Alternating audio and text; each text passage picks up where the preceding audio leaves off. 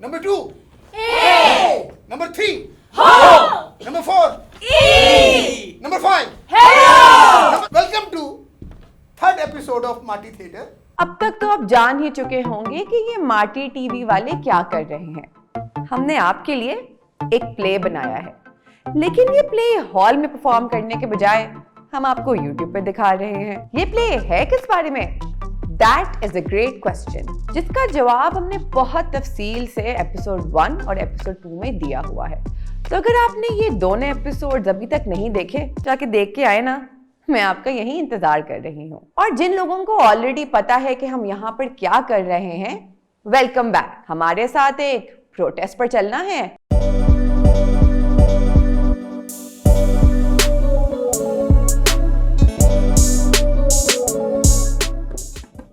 Student union पर पाबंदी नामंजूर नामंजूर। स्टूडेंट यूनियन पर पाबंदी नामंजूर नामंजूर। मीडिया वर्कर्स का माशी कत्ल बंद करो बंद करो। मीडिया वर्कर्स का माशी कत्ल बंद करो बंद करो। जब तक औरत तंग रहेगी जंग रहेगी जंग रहेगी। जब तक औरत तंग रहेगी जंग रहेगी जंग रहेगी। ट्रेड यूनियन पर पाबंदी नामंजूर नामंजूर ट्रेड यूनियन पर पाबंदी नामंजूर नामंजूर। पता नहीं इस महीने भी तनख्वाह मिलेगी कि नहीं। मैनू पिछले 1 साल तो तनख्वाह नहीं मिली। कोई मैनू दसेगा कि मैं अपना कारोबार किवें चलावां?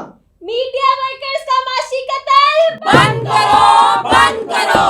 मीडिया वर्कर्स का माशी कत्ल बंद करो बंद करो।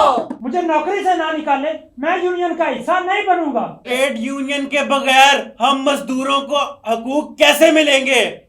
ट्रेड यूनियन पर पाबंदी नामंजूर नामंजूर ट्रेड यूनियन पर पाबंदी नामंजूर नामंजूर। औरतों को बराबरी के हकूक दिए बगैर पाकिस्तान तरक्की नहीं कर सकता। ये बात हमें कब समझ आएगी? जब तक औरत तंग रहेगी जंग रहेगी जंग रहेगी। जब तक औरत तंग रहेगी जंग रहेगी जंग रहेगी। पाकिस्तान की 70% आबादी हम नौजवान हैं।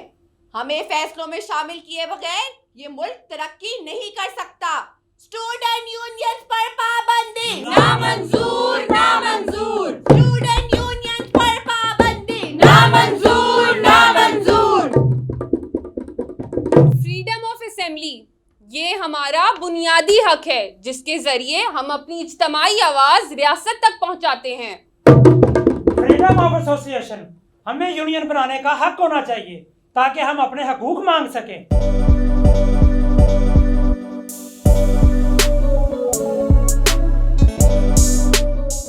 फ्रीडम ऑफ असेंबली और एसोसिएशन हर पाकिस्तानी का बुनियादी हक है। लेकिन फ्रीडम ऑफ असेंबली और एसोसिएशन है क्या?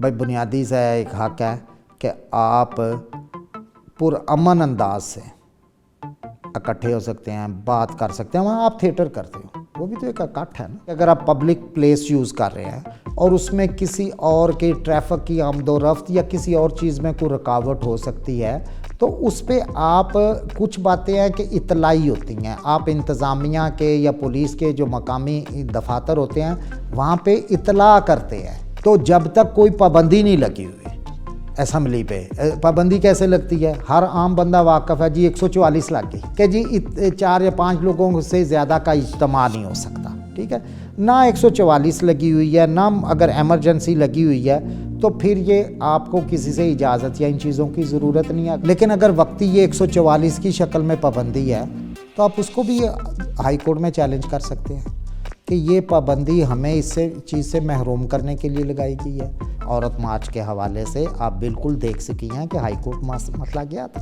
अब औरत मार्च जो है वो हो सकता है कुछ लोगों की नज़र में ये बातें डिसेंसी या मोरालिटी की, उनको यही जवाब पेश करते हैं। लेकिन जब मामला अदालत के सामने जाता है तो उसको परखने का मेयार और होता है कि भाई ये कैसे पब्लिक ऑर्डर के ख़िलाफ़ है या डिसेंसी के ख़िलाफ़ है या डिमांड्स जो हैं। तो right to dissent is the fundamental principle in a democratic society. कि इख्तलाफ राय जमहूरियत का हुस्न है। हमारी तरफ से बस इतना ही।